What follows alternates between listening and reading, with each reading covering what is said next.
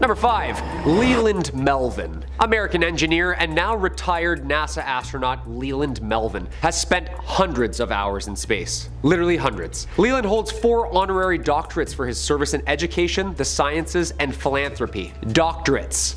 I'm just saying that before the comments start rolling in saying he's just another wacko. He's crazy. They're not wackos, people. Any of them. They've been screened so many times by so many people with so many tests, they have to be damn well near perfect before going up on or in NASA's budget. Before his career with NASA, Leland was actually All-American for football. Detroit Lions, Toronto Argos. Guy made the NFL and then said, you know what? I think I'm gonna be an astronaut. Like, give this guy a Netflix movie, would ya? He was selected by NASA in 1998 after getting injured with a football career. Guy goes from the turf to working at NASA Langley Center. This guy's put in time, both down here and up there. Mission after mission with NASA. He's got quite the practice at the whole floating around thing. When Leland was pressed about otherworldly visitors and his ideas about the cosmos, he said this when he was working up in orbit. He had seen something translucent, curved and organic looking when he was working with fellow astronaut Randy Bresnik. The pair of them, again, called down to NASA to ask what it could be. NASA's official response was, probably ice. Yeah, nice and specific there, Houston. Thank you for that. When has NASA ever said probably? Melvin dismissed this and figured it was NASA's explanation to just cover it up. Like, who's more qualified here? That's all I'm asking. When the most qualified people are like, yeah, I can't tell if that's frozen water or a full-on mothership, Houston. Either they shouldn't be up there at all, or we need some more Windex on those windows there, NASA. Huh? Number 4. Ivan Wagner. As always, if you dig what we do here at Top 5 Scary, make sure you hit that like button or comment down below. It really helps the channel out. Have you ever seen a UFO out there? Yeah, you. Have you seen one? Comment down below with some details about your experiences. I know I have. Twice now. Hence the obsession with all this stuff. Those Reddit rabbit holes, boy oh boy. Speaking of falling into a wormhole of conspiracy and who said what, astronaut Ivan Wagner, or I should say cosmonaut Ivan Wagner, since he's Russian by birth, and although he's bunking up with some roomies up there in the ISS, he was on the ISS as a first timer just back in 2020. Does NASA initiate rookies up there? Like pull pranks on the newbies? Like no gravity, just unbuckle you while you sleep, flow you out, you know? He and fellow Russian Anatoly Ivanishin were working up there alongside Chris Cassidy, the American commander of said expedition. When Wagner was orbiting the Earth, he might have captured some footage of UFOs, better known as UAPs, unidentified aerial phenomenon. It's the jargon nowadays. The aurora lights behind Earth's beautiful curves was being recorded from the ISS when he saw a string of really weird lights moving in a really weird way. He labeled the video Space Guests. Wagner tweeted the vid, which apparently shows the aurora australis near Antarctica, and then all of a sudden this blob of organized lights just cruises on over the globe. Looks like a blob of like glitter just trucking across space. Like, what is that? Of course NASA didn't follow up.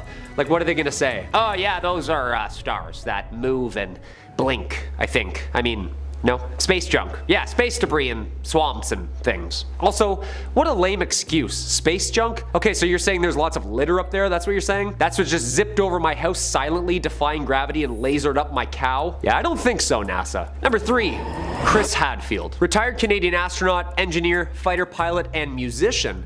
Ladies and gentlemen, Chris Hadfield flew 2 missions and also served as commander on the International Space Station. Before his career as an astronaut, he served in the Canadian Armed Forces for 25 years as an air commander fighter pilot. So he has the credentials to say the least. In 1992, Hadfield was accepted into the Canadian astronaut program. He first flew in space in 1995, and since then, he says he's seen tons of stuff up there just zipping around that even a man with all those credentials says he can't explain. Quote, I've seen countless things in the sky, but he has a pretty cool take on it. He doesn't keep it on the DL, he doesn't boast, and he doesn't panic. Seems like Chris has the mentality like, quote, to see something in the sky that you don't understand and then to immediately conclude it's intelligent life from another solar system is the height of foolishness and lack of logic. However, Chris seems to have a little dirt on Mars that maybe we all don't. He said, I think the fundamental question is that Mars was a lot like Earth 4 billion years ago when life first formed.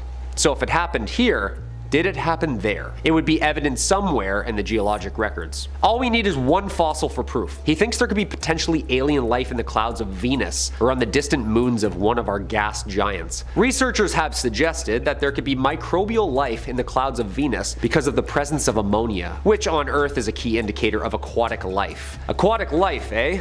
Atlanteans? Hadfield on the UAP phenomenon, quote, "We have 7 people living up there. We've been sending people to space since I was born. I spent half a year off planet looking everywhere. It makes no sense at all that intelligent life somewhere from not our solar system could cross interstellar space and just sneak around and only be caught on some strange video by fighter pilots. It just doesn't pass any basic sniff test or logic. It's fun, it's exciting, but if you use reason, the whole argument falls apart." End quote. Okay, Chris Hadfield, keep your secrets from now, you polite Canadian you. Wait till people start looking into Paul Hellyer, another very polite Canadian with some secrets of his own. Until then, you keep distracting us up there with that guitar, Chris. I see you, Jake Sully. Number 2, Michael Collins. NASA veteran and the very first driver up there, Mr. Michael Collins himself served as command module pilot on the historic Apollo 11 mission in 1969. When Neil Armstrong and Buzz Aldrin walked on the moon for the very first time, saying those very first famous lines we all know so well, Collins was back parking that thing up there. Mr. Collins stayed up there by himself in lunar orbit waiting for the safe return of his crewmates. I can't even stay in a basement with the lights off by myself. Imagine being up there just drifting in the currents of matter, like being in the middle of the ocean. Yeah, no way, dude. The astronaut retired from NASA in 1970 and spent his free time answering questions on Twitter.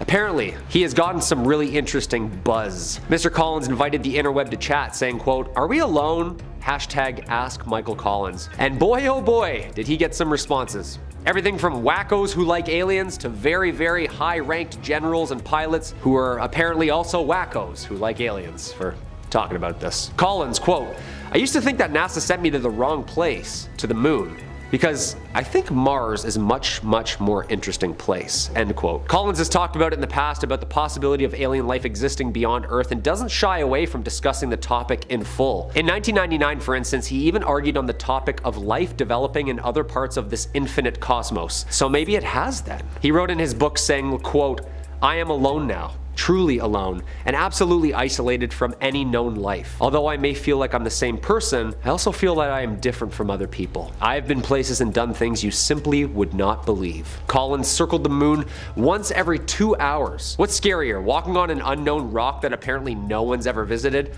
or flying all the way around it by yourself in the pitch black with no communications? Collins achieved the rank of Major General. He left NASA in 1970 to join the State Department and later became director of the Smithsonian National Air and Space Museum in Washington. One of the most key players in this whole thing. Michael Collins sadly passed in 2021. Number 1, Buzz Aldrin. Of course, the poster child for the whole phenomenon itself, Mr. Edwin Eugene Aldrin Jr., American astronaut, engineer, fighter pilot with a doctorate of science and astronautics. This guy is overqualified, okay? 3 spacewalks in 1966, Gemini 12 mission in 1969, Apollo 11 mission. He and mission commander Neil Armstrong were the first 2 people to land on the moon. Quote, "There was something out there, close enough to be observed. What could it be?" According to Aldrin, on Apollo 11 to the moon, quote, "I observed a light out the window that appeared to be moving alongside us. What could that have been other than a spacecraft from another country or another world? It was either the rocket that had separated from us or the 4 panels that moved away when we extracted the lander, right?" After he returned from his missions, he was convinced he saw aliens while he was out there. Credentials aside, he took a lie detector test, people, which he passed with flying colors. In an interview with C-SPAN Buzz, he talked about the future potential of Earth's moon for humanity. He added a little extra info that might have gained the spark to go back, regarding a certain monolith on a moon. Quote, "Visit the moon Phobos of Mars. There's a monolith there, a very unusual structure on this little potato object that goes around Mars once in every 7 hours. When people find out about that, they're gonna say, 'Who put that there?' And you bet, Buzz, I'll be the first one to ask that." Number 5, the Phoenix Lights. If you ask most people what the most famous UFO sighting in the world was, they might say the Roswell, New Mexico incident. It's definitely the most referenced in pop culture. There's a CW TV show about it that's had like 10 seasons. Roswell is almost synonymous with the concept of flying saucers. But the most documented UFO sighting occurred in 1997 in Phoenix, Arizona, when a series of bright lights in the sky were seen together by hundreds of people. Okay? This isn't just some passing dot, this was something hundreds of people corroborated on. Now, like any good UFO sighting, there's no real concrete answer as to what happened, and only speculation to go on. So let's run through the facts. It was on March 13, 1997. Hundreds of people around Phoenix described seeing these vivid, bright lights, around 6 or 7 total. Now, reports claim that these mysterious lights were huge and big enough that they were blocking out your vision of the clouds, the stars, but they wouldn't produce any noise like a jet or a helicopter or anything. Big, blocky, silent. A few hours later on that same night, a second wave of sightings came over the city, describing a long trail of blinking objects that some said was a mile long and boomerang shaped. They were blinking in regular intervals, orange and blue lights. Air traffic controllers reported seeing these lights, but didn't detect any planes on the radar. And the air traffic controllers described this incident as inexplicable. But maybe the strangest part about all this, maybe just to me, is that the first person who called in the sighting was legendary 80s mullet owner and actor Kurt Russell, who was flying into the city with his son. Snake Plissken asked what the strange lights hovering over the city was, leading to Kurt Russell calling it in. The only thing he got back from air traffic control was, "We don't show anything." Now, officially, the military would claim that this was a test for high-intensity flares, but eyewitnesses weren't so convinced. The governor of Arizona at the time, who was a former Air Force officer, claimed that the aircrafts he saw that day didn't resemble anything he had ever seen in his life. So, what happened in Arizona that day? Was it a widespread enough hoax, government cover-up, or proof of life from beyond the stars? You tell me. And if you're looking for more UFO videos, you already know we have got that and then some. Click on through to the channel, we've literally got hundreds of UFO videos. You could be watching them for the rest of the evening. But if UFO stuff ain't your jam, we've got cryptids, conspiracies, true crime, fake crime, pretty much anything you could want. So hit subscribe, hit that little bell, and don't miss a single thing. But do it at the end of this video, would you kindly? We got way more UFO sightings coming up for you. Number 4, Japanese Flight 1268. Our next sighting comes to us out of Japan.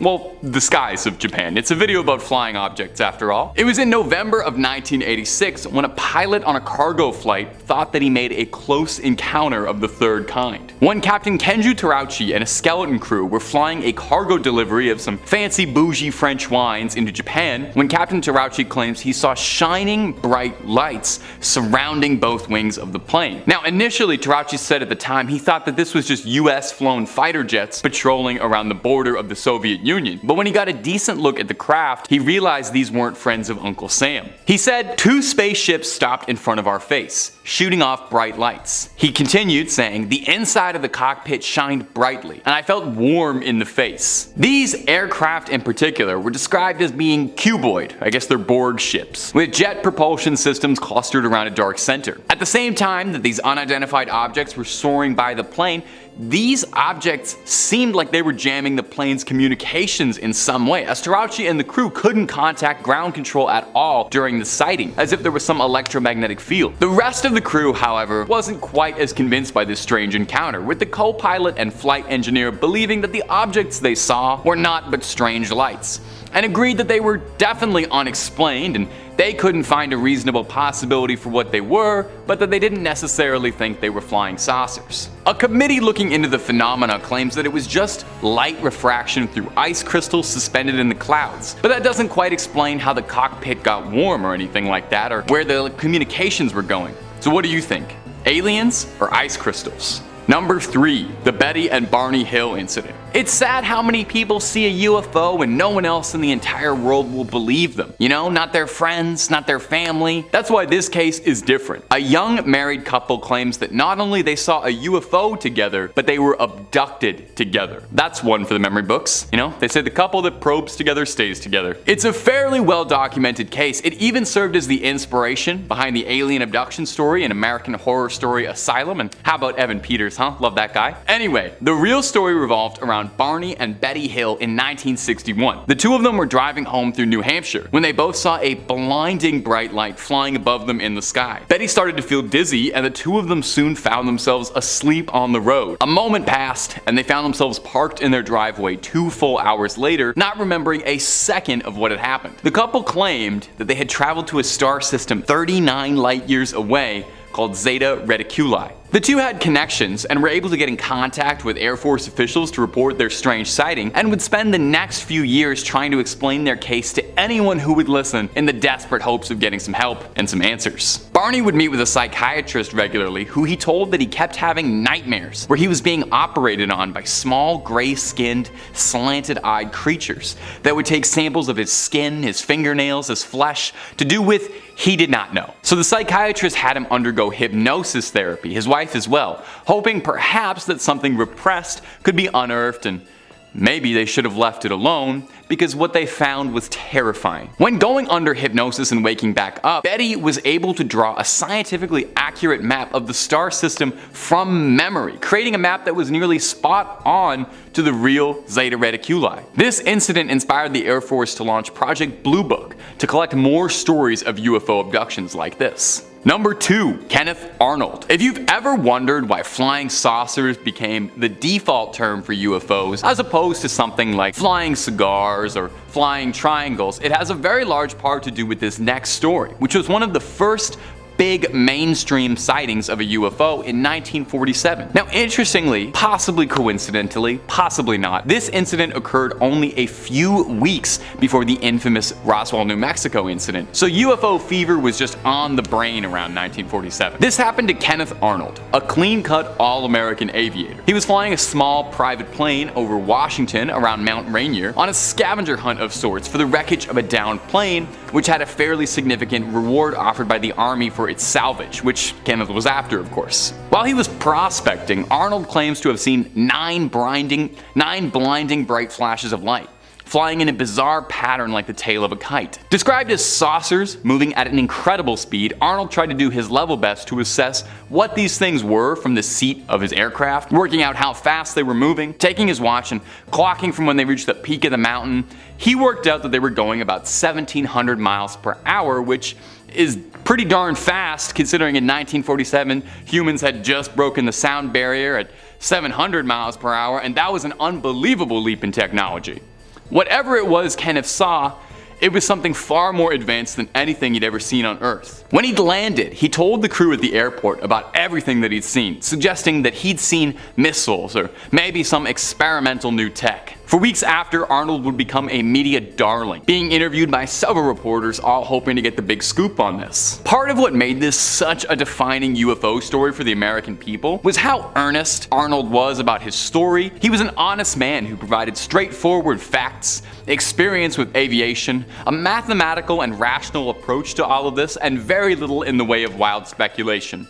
Which is a shame, because I love wild speculation. Let's do a little more wild speculating with our last point. Number 1. The Betty Cash incident. In December 29, 1980, Betty Cash would see something on the outskirts of Houston near Dayton that would change the course of her life forever. She was driving with her friend, Vicki Landrum, and Landrum's grandson. At around 9 p.m., the three of them noticed a blinding bright light in the sky. Landrum believed it to be the second coming of Jesus, whereas Betty Cash described it like this. We didn't know what it was, but we knew that it was something lighting up the sky. We all began to feel this heat, and all of a sudden Vicki screamed for me to stop. And when I stopped, she went forward, and her handprint was embedded into the dashboard of the car. And I thought, well, I've got to see what this is. So I got out, I walked towards the front of the car, and I stood there looking up to try and figure out what this object was, and then a diamond-shaped object appeared with flames shooting out. The heat was tremendous. When I reached for the door handle, it was so hot I couldn't even begin to open it. The only thing I was thinking while all this was happening was, are we gonna make it out of this alive? Landrum stated that moments later, a large squadron of black helicopters took over the sky above the area. After the choppers cleared, Betty took the Landrums home and retired for the night. The next morning, Miss Cash said she was extremely sick, suffering from nausea, vomiting, diarrhea, weakness, and intense burning in her eyes. Now bizarrely, Landrum and her grandson all reported the same symptoms. These symptoms would worsen pretty seriously, with large blisters forming on the skin, and eventually Betty Cash had to be taken to a hospital where she was suffering from cancer symptoms, where she lost large patches of skin and clumps of hair. Now to date, there has never been a conclusive answer to what happened to Cash and Landrum. What caused the radiation sickness? Number 5. A sighting from Colorado. When flying over Colorado, one could expect to see tall mountains, vivid landscapes, beautiful, lush forests, and clear running rivers, all of which are things I miss while being trapped in this void. Something that you might not expect to see when looking out your airplane window is an unidentified flying object carrying visitors from another world. But just because something is unexpected doesn't mean it can't happen. As an airline pilot named Jeremy Corbell found out earlier this year. Earlier this year, Jeremy Corbell was flying over Colorado when he saw something he didn't expect. At first, it appeared to be a shooting star, but this theory was thrown out when it appeared to split into 3 pieces, which then went into a triangle formation. The veteran pilot was so shocked at this that he pulled out his phone and filmed the phenomena. While passing aircraft can often be mistaken for alien ships by people who don't know any better, the fact that this was reported by a pilot who would know if it was simply another plane is very interesting. Multiple theories were put forward, including that the lights were high-altitude reconnaissance drones, but the level of light given off by them disqualified this theory. The pilot described the lights as being unlike anything he had ever seen in his entire career of flying. Over the last few decades, many commercial pilots have apparently seen unusual craft sharing the skies with them, but have been prevented from reporting the incidents by airline companies they work for. Are the airlines worried about their pilots seeming crazy? Or are they worried passengers will be afraid of flying if they know they aren't the only ones up there? Number 4. A sighting from the southeast United Kingdom. You would think that an entire country who have been obsessed with the tales of an extraterrestrial who travels through space and time in a blue police box while kidnapping their citizens to act as his acolytes for the last 60 years wouldn't be too shocked when confronted with evidence that aliens from other planets really exist. But it would seem that no matter how much fiction one consumes, it can still be shocking when confronted with the real thing. As a security guard in England found out in our next entry. When checking CCTV footage from your work, you may be expecting to see animals or even some light crime. But in July 2022, a man in the United Kingdom saw something far stranger. Visitors from another world. On the screen, he saw a large glowing sphere suddenly appear above a nearby power station complex. It hovered above the station and then just as suddenly disappeared. At first, the man thought it was a flare, but there was no trail showing where it could have been shot from. He continued to look for a rational explanation,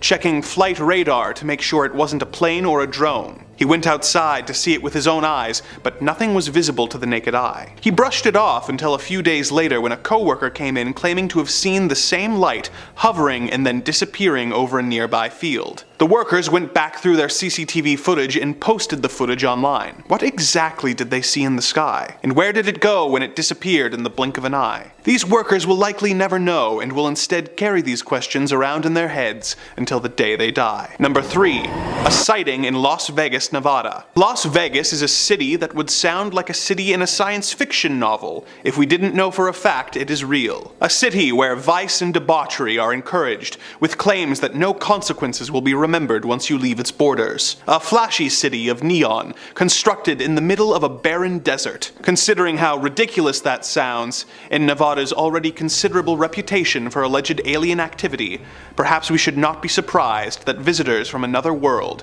would want to take a look for themselves. Proving that what happens in Vegas does not always stay in Vegas, we have our next entry. A man and his friend were driving home at night when they saw unusual activity in the sky. 2 large white orbs of light were floating in the sky. As if this were not shocking enough for the witnesses, smaller red orbs began to appear as if coming from the larger craft. These red lights would fly off on their own, sometimes returning to the larger white orbs. The witnesses claimed that over 25 of these red orbs came out of the craft and flew around, which begs the question. Did they see an alien craft or something else? If it was an alien craft, what was the purpose of these smaller red lights? Were they searching for something?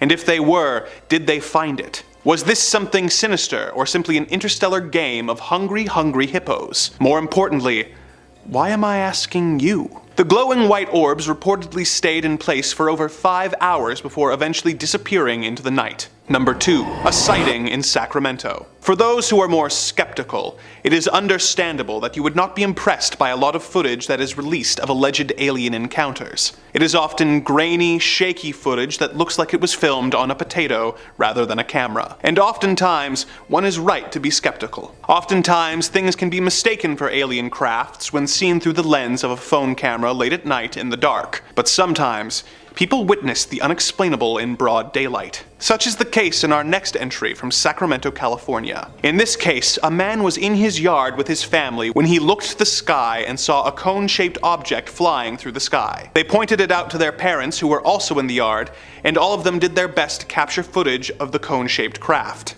It seemed to morph in shape between a cone and an elliptical shape, but when they zoomed in, they saw that the bottom of the cone was emitting light. It is clearly not a plane, and the light coming out of the bottom is curious to say the least. Number 1. A sighting in Canton, Ohio. When working a full-time job, having the opportunity to relax on your day off with a cold drink in the company of your loved ones is something you look forward to all week. While imagining how you will spend your leisure time, you may imagine a variety of experiences like land darts or barbecuing for your friends and neighbors. Rarely do people imagine that they will be spending their time off witnessing an interaction between the military and an unidentified flying object, as is the case in our next entry. On the 10th of November, a man was sitting on his back porch enjoying a well-earned day off when he heard the sound of a military helicopter. The helicopter appeared to be chasing after something. He looked around and saw several small, white glowing shapes moving at high speed away from the helicopter. He grabbed his phone to record what he was seeing,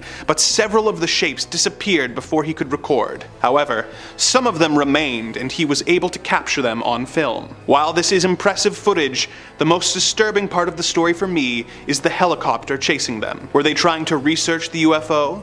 Or were they attacking them or chasing them away? Whatever it was, let's hope that it didn't result in any tensions between humanity and an advanced alien race. In 5th place, we have the Roswell cover-up. Yes, I know I often reference Roswell when I talk about aliens and UFOs, but so much can be credited back to that historic summer. Retired NSA specialist William Sells of Noblesville, Indiana, claims that his uncle, Wayne Shell, had been a personal bodyguard to President Harry Truman back in 1947. The two men went to Roswell at the insistence of President of the United States Truman in July after sneaking out of the White House disguised as press. Wayne said they met Major Easley at the crash site. Major Easley promised the president that none of the bodies from the crash would remain. The Secret Service instituted Operation Doppelganger and provided Harry Truman's double to make sure the press was unaware of Harry's real location. At first, William didn't believe his uncle, exactly, how any rational person would react, until the family opened his military footlocker in his bedroom after his passing around 1969. Inside were letters from FDR and Truman, along with glossy photos of the Yalta Conference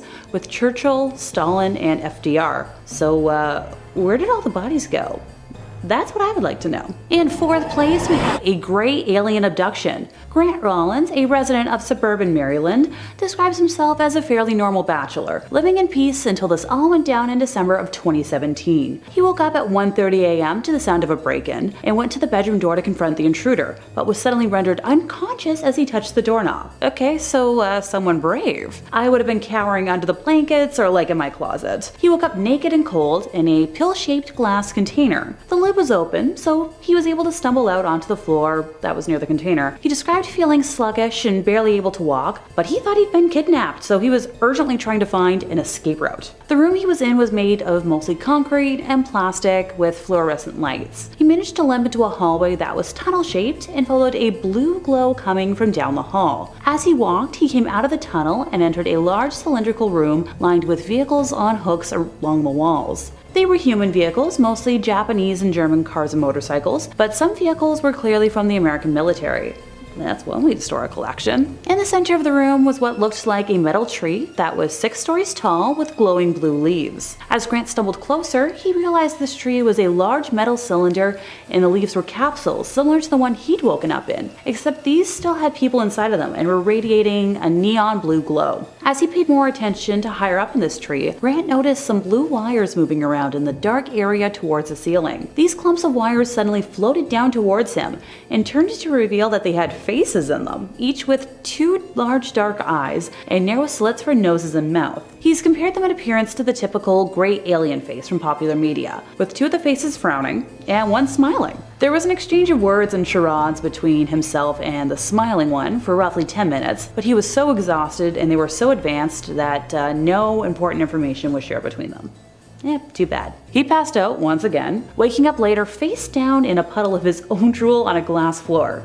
Gross. He was too tired to get up and was barely able to tilt his head up, just enough to take a look around. The room was apparently circular, about 150 square feet in size, and a bright, sterile white color. One of the tentacled creatures was in the room, but was busy facing away and operating a set of strange controls with no buttons or levers. Out of exhaustion, Grant's head fell back down, and through the glass floor saw that they had risen out of a deep black hole that was dug into a grassy field, where a rock-shaped lid closed around the hole to cover it. This is when he realized he was in a spacecraft, and had actually been in a silo of some sort that's here on Earth. Grant passed out for the last time, and was awoken by the sensation of being dropped onto his bed with a hard thud. He checked his phone for the time and saw that it was 6:30 in the morning. Later that day, he found an object that had been inserted and cauterized into his right leg, and experienced a run-in with some men in black suits within 4 days of the abduction. Grant claims that he never believed in abductions or UFOs or men in black, any of that. But now he doesn't have a choice in the matter, and is annoyed that there's no official place to get legitimate information or help on the subject. I'm hoping that after talking about this, I don't see any men in black on my way home today. In third place, we have an Air Force landing cover-up. Quinn Nelson, who wants his location to stay private out of fear for his safety, knew a girl whose dad was stationed at an Air Force base in his state. At the time, there were 2 Air Force bases and 1 Marine Air Station in that state, so he feels comfortable making this story known. Quinn said he went to see the girl and stay with her family over a weekend, arriving on the Friday, just in time for family dinner. He and the girl decided to walk over to the base movie theater afterwards to enjoy some private time. And after the movie was done, they were walking back to the family's quarters in the company of many Air Force kids and families who also saw the movie. He said that as they were walking, Air Force Air Police personnel began driving down the base housing streets, ordering the theater goers to the nearest base housing residence. A siren or tone was wailing from somewhere, along with a code being repeated that Quinn refuses to name. The crowd didn't put up any kind of resistance and began moving when they were directed, as if this was a normal occurrence. Something Quinn observed as being weird to him, but hey, he wasn't going to be the only one to put up a fuss. When the group he was walking with arrived at a house, his girlfriend, without knocking, pushed the door open and they all walked in. Quinn said the members of the household were pulling the window drapes closed, sending out folding chairs, offering water, acting like this was a planned gathering instead of some random occurrence. Around an hour or so later, the air police again went up and down the streets, giving the all clear, and somewhere the same siren or tone was sounding. Later that night, his girlfriend's family told him that he must never tell anyone about what had happened on the base, saying that this is what happens when UFOs would land on base property or nearby, something that was apparently very common on Air Force bases. Anyone want to let me know in the comments section if that's true?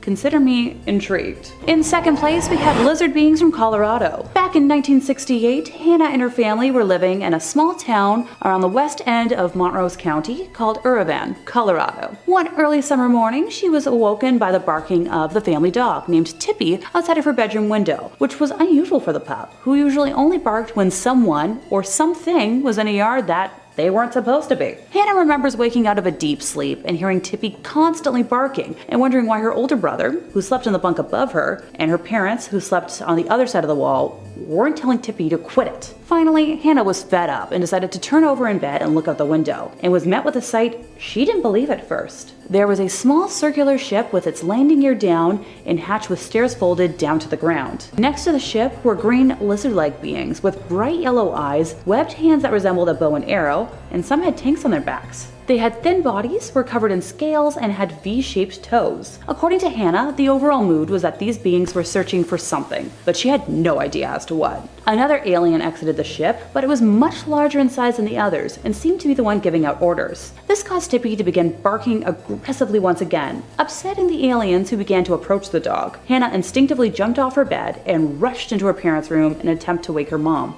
but struggled. Her mom slept as if she was completely out of it, and when she finally awoke, was incredibly sluggish in movement. Hannah explained what was going on outdoors and her concern for Tippy, but the mom was unable to see the creatures, wanting only to go back to sleep. Speaking from experience, my dad would have been the same way if I tried to wake him up. Trust me. Hannah's mom eventually told her to sleep away from the window, and before she fell back to sleep, she remembered seeing 2 of the lizard beings looking in her room through the window, and no longer hearing any noise from Tippy. When morning came, Hannah rushed outdoors in her PJs to check on the beloved pet, and Tippy was waiting around like nothing had happened. The occurrence was never discussed between Hannah and her mom again until shortly before her mom's passing in 2016, when she asked Hannah if she remembered seeing the lizard people and their ship back in the yard in Colorado. Creepy. In first place, we have the Voronezhsky abduction. I tried. I promise I tried. 34-year-old Vladimir and his 29-year-old wife Olga were at home with their 1.5-year-old son Arthur and their daughters Vanessa and Angelica. Olga had asked their daughters to run an errand, and while returning home, both girls saw an unusual object in the sky, so they rushed home and told their family that they had seen a flying star. Olga told them that it had most likely been a satellite or a plane, but the girls objected and explained that the object had been round, with strange white, yellow, and red flashing lights around its perimeter. Both girls then drew a picture of what they had seen, and despite the fact that they went to different rooms to sketch, both drawings were very similar. The girls then insisted that their parents go outside to look at the sky. Olga and Vladimir saw a distant hovering object in the sky that seemed to move and change shapes. Olga managed to take a photo of the object with her cell phone, but the photo only showed a yellow spot or elongated strip with a black background. The family went back inside, had supper, and went to bed. And while I would love to end this here, y'all know better about how this is about to go. Around 2 a.m., Vladimir suddenly awoke and saw that the whole room was lit by a whitish violet light and tried to wake Olga, who refused to wake up, so he went back to sleep.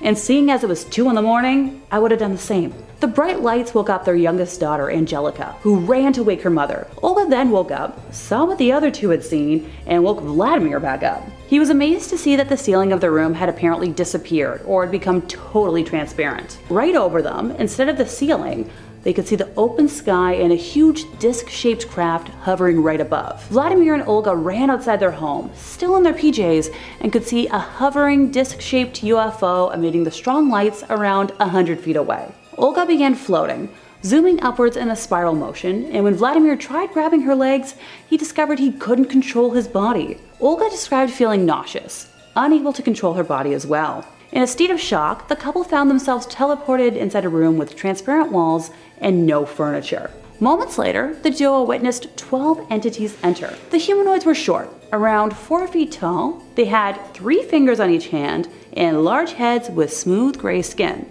Vladimir didn't notice any mouths, noses, or ears on them, but noticed their large, black, pupilless eyes. The entities had no visible legs and were moving around like caterpillars. They wore a completely sealed, tight-fitting coverall with masks and hoods that covered their bodies. Only one of the aliens was taller from the rest, easily over 6 feet tall, and stood behind the other small humanoids, with his face not being visible under his outfit. The short entities approached Olga first, placing her in a deep armchair that resembled a gynecologist's chair, prompting Vladimir, who was now unfrozen, to attempt to rush towards her when he ran into an invisible wall or force field. 2 of the aliens approached him, and he asked what was going on, and they reassured him telepathically that you will soon be back home. Vladimir rightfully became angry and attempted to push the aliens away, but was thwarted by more entities grabbing him in an attempt to restrain him. The aliens asked him why he resisted, staring straight into his eyes each time they communicated telepathically, before inserting 4 metal rods into his chest area,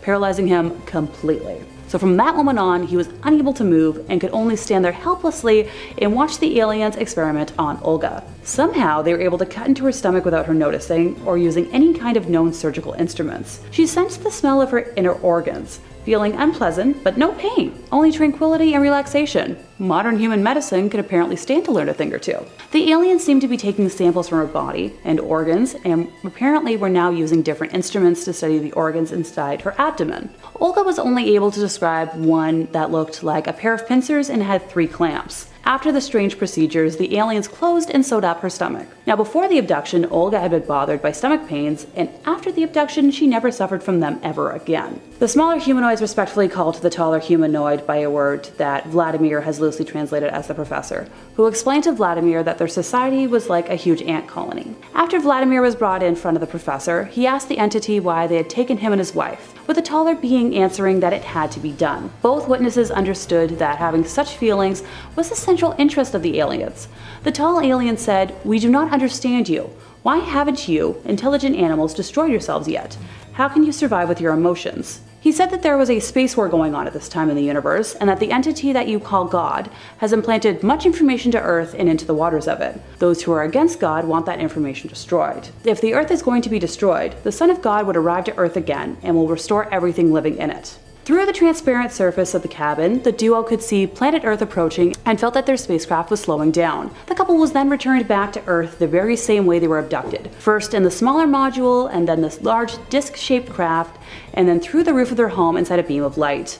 At 11 a.m. the next morning, Vladimir and his wife Olga awoke, and a while passed before they talked about what had occurred. But after analyzing the mutual identical memories, they understood what had happened had not been a dream, but reality. The whole family underwent extensive medical tests to see if the aliens had left behind any implants to try to find some traces of surgery. By some mysterious manner, Vladimir lost his gray hairs, and his physical powers of endurance increased after the abduction. Olga was cured of her chronic colitis and gained the ability to make a drunken man sober by placing the palm of her head on a man's forehead for 2 to 3 minutes. Number 5 on this list is Helen Sharman. Dr. Helen Sharman was the first ever British woman to go to space. She went in 1991 on a mission to the Soviet space station. Dr. Helen Sharman is extremely well educated, renowned in her community, and is one of the very few people in the history of humankind who's actually been to space. Therefore, I hold her opinion in extremely high regard when we're referring to something like extraterrestrial life. And her opinion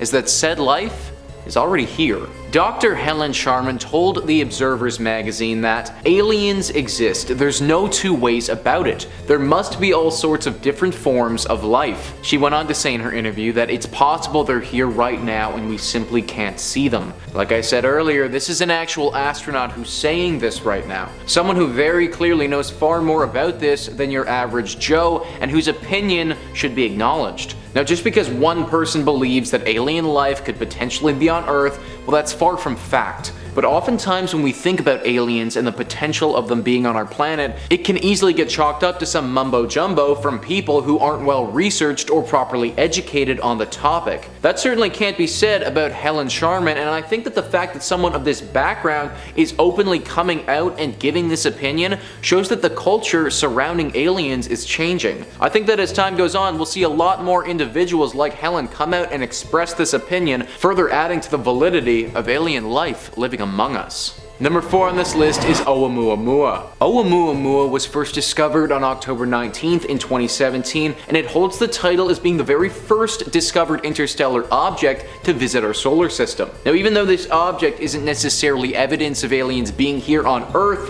a lot of people look to it as evidence of aliens' existence as a whole. The biggest name on this list of alien believers being Avi Loeb. Avi is a Harvard professor for astrophysics and has made it known that he doesn't think this object entering our solar system is your typical comet or asteroid. He's come out and said that this object is actually an alien probe sent to search for other life in the universe. In fact, he wrote, Oumuamua may be a fully operational probe sent intentionally to Earth's vicinity by an alien civilization. One of the biggest reasons he thinks this and others believe it is due to this object's strange movement. The speed at which this object is flying doesn't seem to fit in with our current laws of physics. The object is simply moving too fast for the gravitational pull that we believe to be acting upon it. It's also flipping and maneuvering itself in a way that doesn't seem to make any sense. Now, this thing is wildly far away, so even though we can get a rough estimate of how big it is, and it certainly is very sizable, it's hard to know for sure exactly what this thing is. He has faced some backlash in the scientific community for his claims, but then again,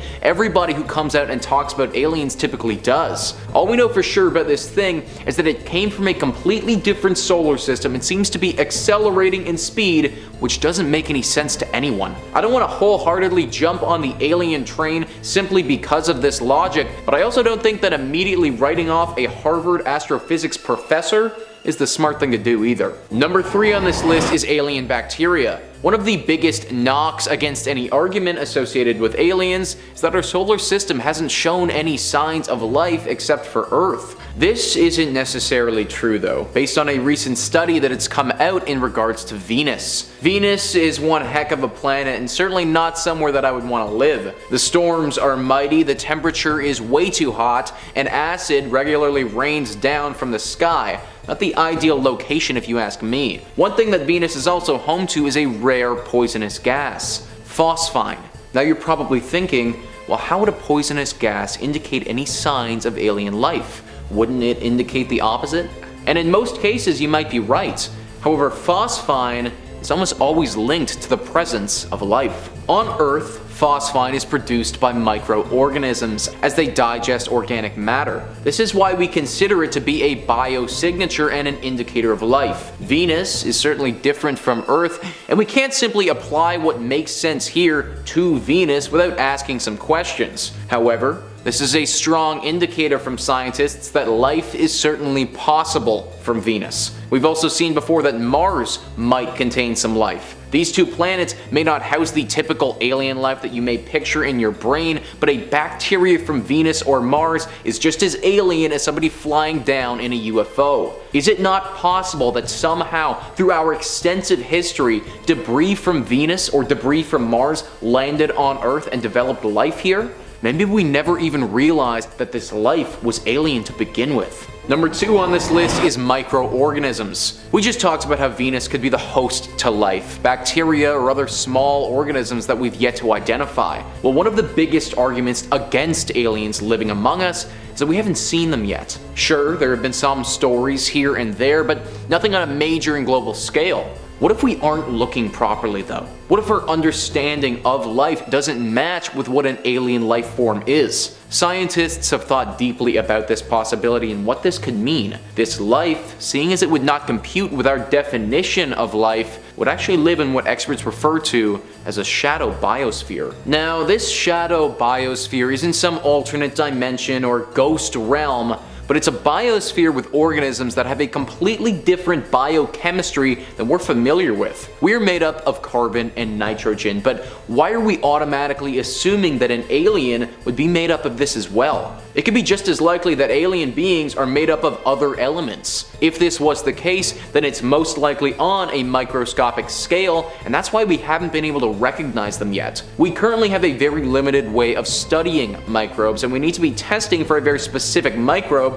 to know what it is. If we aren't searching for the proper microbe though, then it's very likely we could miss it. A lot of scientists have gotten on board with this shadow biosphere train and talked about its legitimacy. Once again, this isn't damning proof that there are aliens out there, but it does mean that there isn't damning proof against them either. Just because we don't see alien life, it doesn't mean that it's not here. Number 1 on this list is the 2004 UFO sightings. Now, I just used this point in a previous video called Top 5 Scary Discoveries the Government Doesn't Want You to Know About, and I do hate reusing the same point, but it just has to be included in this video as well. For those who aren't aware, the 2004 UFO sightings happened very close to San Diego by the United States Navy. These sightings were by multiple people and even caught on video. Just like in our last top 5 video, I want to play some of the footage so you guys can see what I'm referring to here. Those videos were caught by the US Navy and weren't released to the public until years after it happened. As you can see in those clips,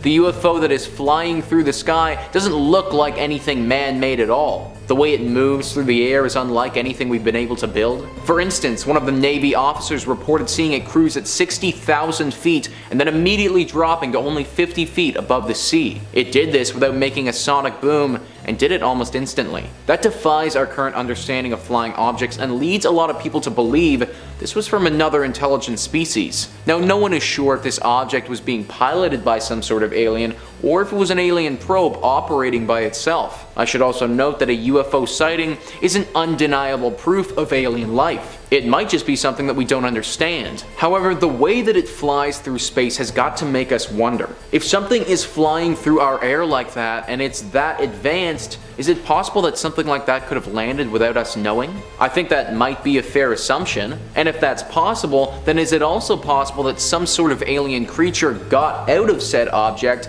and is now living among us? Frankly, I think that's also a fair assumption too. We obviously don't know for sure, but I think that this footage is some of the clearest proof that aliens living among us might be a reality. Number 5. The crafts shot down. It has been a huge year for UFO enthusiasts like yours truly. Earlier, we got the release of the UAP reports from the Pentagon, which were basically the wildest documents in US government history, where the Pentagon confirmed they've been researching UFOs and kind of just slid it under the door like nobody cared. It made UFOs more than tinfoil hat talk, almost made discussions about it reputable. And I guess since then, that wasn't enough to keep us all entertained. As of last week, we've turned things up even more, since we've had 2 mysterious aircrafts shot down, and the United States and Canadian governments are being pretty cagey about it. So let's run through a quick timeline of what hopefully doesn't turn out to be Independence Day, and let's all pray we didn't kickstart an intergalactic war. On February 10th, a US fighter jet brought down a currently unidentified object soaring over the coast of Alaska. The object shattered into pieces after being shot down, and was confirmed to most likely not be a balloon according to the Department of Defense. I guess that's good to know, or not at all, since it doesn't answer anybody's questions. A White House official referred to the object as being the size of a small car, with enough room for a family of 4 to 5 aliens to fit comfortably, and you can put the back seat up and put some stuff in the storage. This would already be enough to fuel speculation for 10 years, and then literally the next day, February 11th, another unidentified flying object was shot down, this time over Canada, around the Yukon. That's the province that borders Alaska. A US flown F-22 Raptor shot down the second object, which was described as smaller than the first and cylindrical in nature. Okay, well, that's all the weird stuff that happened this week. Nope, because on the 12th, another strange object was shot down over Lake Huron. An object that first had appeared over Montana appeared on Sunday, which was then shot down. It was octagonal, apparently, and it had strings hanging off of it, but it wasn't carrying anything, so no one knows why. Maybe it was just an Amazon drone. Now, things keep getting weirder, I swear to you. Listen to this next part, you're not gonna believe this. When an Air Force commander, Glenn Van Herk, was asked directly on whether or not he thought any of these objects were alien in nature, he said, "I haven't ruled anything out at this point." What? I can't even speak, but the current sitting government officials are like, hey, maybe it's aliens, shrugging their shoulders. Is this it, guys? Is this it? They didn't specify whether or not these objects posed a threat. They said they just posed a threat to civilian air traffic, but the White House did say that these objects were broadcasting signals. I would say watch this space for updates, but really just like watch regular space. At this rate, there's gonna be an alien every single day. But if you can't wait for any more and you just want to watch alien videos all day, I completely agree with you. That's what I do every day and it's great. We've got loads of alien and UFO vids, NASA conspiracies, and hey, if that's not your jam, we got scary stories, horror movies, monsters, cryptids, true crime, baby, we got just about everything spooky under the sun and above it. So stay subscribed to Top 5 Scary, but most importantly, stay scared. But subscribe after, we gotta finish this video first. We got way more alien footage to get through. Moving on. Number 4, the Picket Post, Arizona sighting. Well, with all of this stuff flying around in the sky these days, is it any surprise that people are catching more weird footage than ever before? The UFO subreddit has been lit up like fireworks on the 4th of July with all kinds of alien sightings from all across the globe. Come take a look at some of the best ones I've seen this week. Hopefully they're new to you as well. Our first sighting comes to us from a redditor by the username of MaxKeller96, and they posted a short clip from Picket Post, Arizona that's got us talking. Take a quick little look-see. This is one of the better ones I've seen in a minute. Here's what the redditor had to say about the clip. My sister, dad, and I were out hiking near Picket Post when one of us noticed something glimmering near the mountain, so we stopped to take a look at it. All I could make out was that it was a small bright dot in the sky. After a good 15 seconds of staring, I started recording. It then dropped what looked like 2 flares, though my sister swears she counted at least 3. Up until that point, I thought it might have been a helicopter, as there's all sorts of army stuff out there, but there's no way anything can accelerate that fast. We all lost sight of it nearly instantly after the video cuts, and we were pretty freaked out about it. I've replayed it about 100 times, and I've tried showing it to everyone, and no one has any idea other than that it could be a super advanced drone. So, if you think you know, please let me know. Well, you heard the guy. If you think you have any ideas to what's going on, you comment down below or jump into the Reddit thread and participate in the UFO discussion. The UFO subreddit is great, and they're very friendly to new visitors. That's like their whole thing. They really want to welcome new visitors. Number 3, the San Diego sighting. The San Diego and Tijuana sighting, to be more accurate. Our next entry is a pretty interesting one, because it isn't just one offhanded sighting that happened in the middle of the night by somebody stumbling out in a bathrobe who's half awake, but it's a corroborated sighting that was happening seemingly across the cities of Tijuana and San Diego. And it wasn't even while Comic-Con was happening, so this isn't part of an extremely elaborate campaign for Ant-Man 4 or anything. So we either have a mass hallucination on our hands because there was something in the water, or there's some questions in the sky that need to get answered. So we'll play a few seconds of some of these clips and help you come to your own conclusions. On September 19th, 2022, several of these videos were captured of these bizarre light patterns darting across the sky. This is a massive sighting, so we can't quite dismiss this as a trick of the light or one isolated incident. There was definitely something weird flying up and around. What makes this kind of notable, besides from, how well documented this is I would say the pattern of the lights. They don't really follow like a flare pattern at all, so I don't think it's something that was dropped from an aircraft. When you watch it, they almost kind of seem to move in like a perfect unison, like flashy geese. The original poster who posted the compilation clip to Reddit added as well that another oddity they noted was that after the lights were seen and military fighter jets surrounding and circling the skies, probably to round up whatever was going on. So, comment section, I'll throw it back to you again. What do you think? Spy drones, weird paranormal lights, or is it just visitors? I think it's alien tourists who heard what a great time a weekend in Tijuana is and want to check it out. Could you imagine if aliens do come to Earth, but they're not really interested in like diplomatic relations or starting a war or anything? They're just like, we heard you guys party hard and we want in on that. Number 2, Michigan and Grand Park. Another very weird sighting coming from Reddit. This one was posted not even 2 days ago by a Redditor with a very funny username I can't read out loud on YouTube, but just know it was very funny. At first, it kind of looks like a piece of litter that somehow managed to get all the way up in the sky and is fluttering and darting all around. But if you take a closer look at it, it really seems like it's moving like it's being controlled. People in the comments of the subreddit quickly pointed out that a similar object to this showed up in Australia when this one's filmed in Michigan. Isn't that odd? 2 of these similar reports happening on almost opposite ends of the world. People in the subreddit theorized that this object in the video is one of the ones that was shot down over Lake Huron, which definitely makes sense. Lake Huron is, in Michigan. Could this be some of the last footage of this alien craft before it got burnt up? From this clip, I would say to me personally, it looks like some sort of hyper advanced drone, maybe more than a piloted craft. It looks very small, so unless there's like a really teeny tiny little alien inside there, I don't know. But with all cell phone footage, it's kind of impossible to ascertain the size of the thing. I think this one's pretty conclusive personally, and if this really is footage of the object that was shot down over Lake Huron, I would say the United States and Canadian governments agree with my assessment as well. But as all of these clips, please let me know what you think it is. If it's a drone or an alien or maybe just a really impressive kite that accidentally got destroyed. Number 1, the Columbia sighting. Now, our number 1 sighting is another international one. You think aliens are only going to show up around North America? Come on, expand your worldview a bit. If aliens invade, they're going to go after the whole planet. There's a whole lot to see, a whole lot of things they could burn down with lasers. And it seems like they were curious about the countryside of Colombia, because this footage out of Bogota, Colombia is truly out of this world. Seriously, this is like the most impressive UFO footage I've ever seen in my life. It was captured by a pro photographer who sent it along to a friend of his who's a YouTuber. Hey, reach out, let's collab. In the hopes of getting it to more eyes and people who can analyze it. And yeah, seriously, this is one of the most convincing things I've ever seen. Take a look. Now, I don't want to, poke the bear too much. I know this sounds kind of annoying. I am almost of the belief that this footage is simply too good. I wouldn't outright throw it away and discard it, but I can't remember the last time I've ever seen UFO footage where the craft in this question is this clear and easy to make out. You can almost like make out sci-fi parts of it, It looks to me like it wouldn't look too out of place in a cool video game like a Halo or something. If anyone's a Metroid fan, it reminds me a lot of like the ship that Samus flies around in. I'm just excited because they put Metroid Prime back out there. I think this raises kind of an interesting question and sort of a little like food for thought for debate. As camera quality improves and the average person is now at all times carrying with them a camera that rivals most professional quality, no doubt we're gonna start seeing more stuff like this. There's gonna be an influx of footage that starts to look much clearer, which then ironically ends up getting dismissed because it just looks too good and we assume it's been faked. We're used to blurry blobs shooting across the sky, and I think that's what we kind of think UFOs look like. It's a bit of a weird horseshoe where you kind of want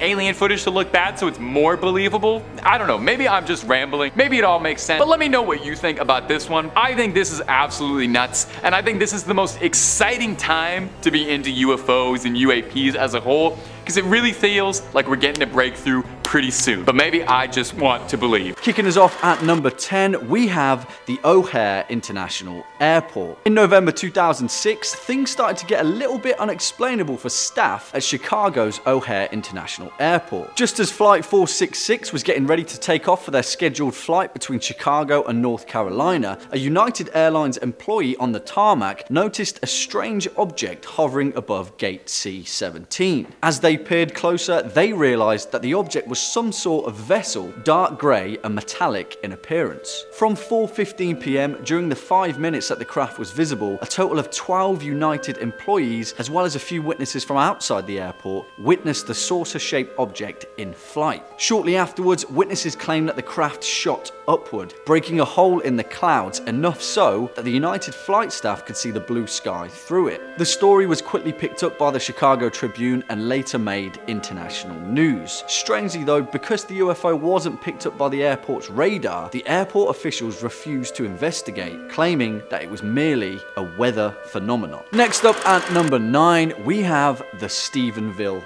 sightings. In 2008, the small town of Stephenville, Texas, got a bit of a strange surprise during one particular pleasant evening in January. Mostly known for its dairy farms, Stephenville is located 100 miles southwest of Dallas, and for the most part is a pretty regular town. But on January 8th, dozens of its citizens reported a series of strange white lights above Highway 67. At first, they traveled in a single horizontal arc and then switched to a series of vertical parallel lines. A local pilot, Stephen Allen, reported that the lights spanned about a mile long and half a mile wide. He also estimated that they were traveling about 3,000 miles an hour. Just as a benchmark, the average airliner travels at around 575 miles an hour. On top of this, no sound was reported by any of the townspeople. Weeks later, after the story caught some traction, the US Air Force explained that they were flying F-16s in the area. The townspeople, they didn't buy it. Why? Because F-16s can't fly anywhere close to the speeds that the lights were sighted at. So, who knows? Bringing it in at number 8, we have the USS Nimitz encounter. For 2 weeks, the USS Princeton was on a routine assignment, tracking reported objects that would appear at 80,000 feet and then plummet to hover above the Pacific Ocean. What's that, they asked. By November 14th, 2014, the ship had noted an object that appeared 100 miles off the coast of San Diego. After another nearby naval vessel, the USS Nimitz, had dispatched 2 fighter jets to the location, what they first saw appeared to be churning boiling water in an oval shape underneath the surface. Then, suddenly and out of nowhere, the pilots reported a white tic-tac-like object that appeared above the water. The strange vessel had no visible markings that would indicate an engine, wings, or even a window. The 2 pilots, Commander David Fravor and Lieutenant Commander Jim Slate, attempted to intercept the craft, but it quickly accelerated away and disappeared. Later, it reappeared on radar 60 miles away. The UFO moved at 3 times the speed of sound and twice the speed of the fighter jets. Scary stuff. Next up at number 7, we have the story of William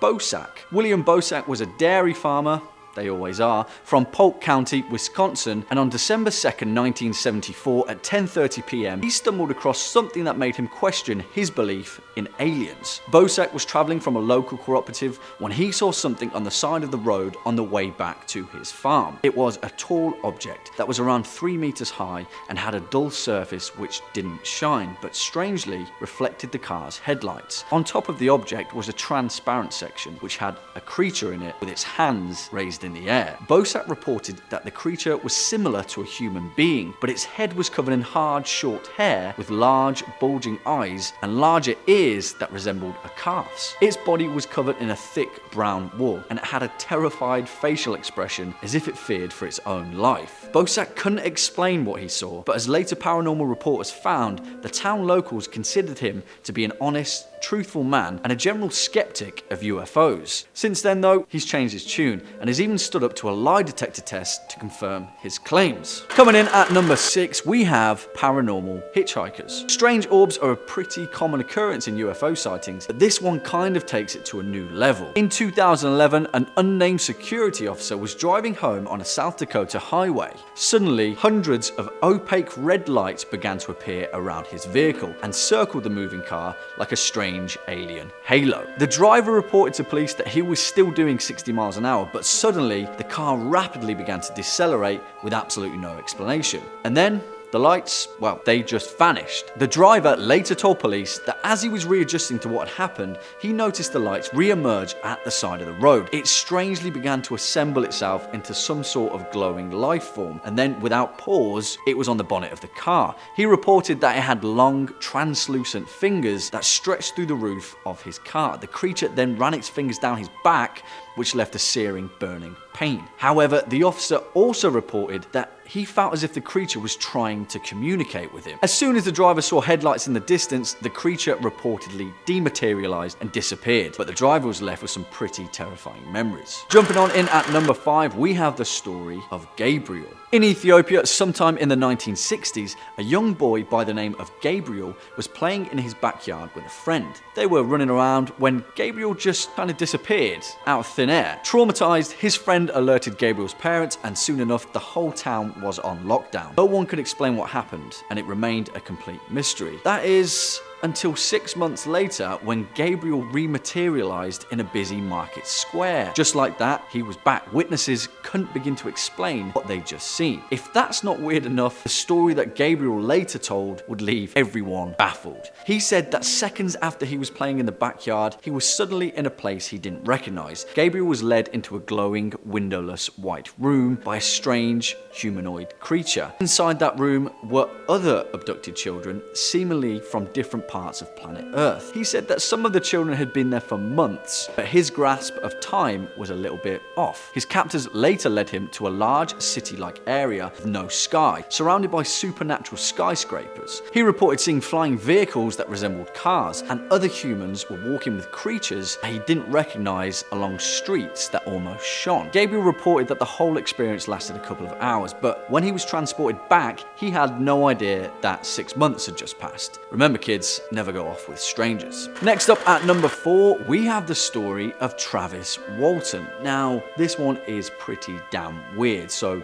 just stick with it. The case begins in November 1975 at the Apache Sitgreaves National Forest near Phoenix, Arizona. Travis Walton was a forestry worker, and along with 6 colleagues, they were on a tree thinning project out in the woods. The 7 of them reported at first seeing mysterious lights, which then materialized into some sort of flying saucer up in the canopy. Mesmerized, Walton was the only one to get out of the vehicle and approach the craft, despite his friends yelling at him to get back. Suddenly, Travis was hit by what he refers to as an energy beam, and he was blasted back over 20 feet. He disappeared over the trees while his colleagues were still trying to figure out what the hell had just happened. Originally, police thought that this whole thing was an elaborate cover-up by his colleagues, and in reality, they'd murdered him and disposed of the body. But everyone lost their minds when Travis turned up 5 days later, claiming that he'd been abducted by aliens and that he'd had to fight his way out. Travis claimed that 3 humanoid beings held him captive. They were grey, smooth-skinned, and blemishless. Later, all 7 of the group passed lie detector tests, adding credibility to this bizarre ordeal. Coming in at number 3, we have the Valentich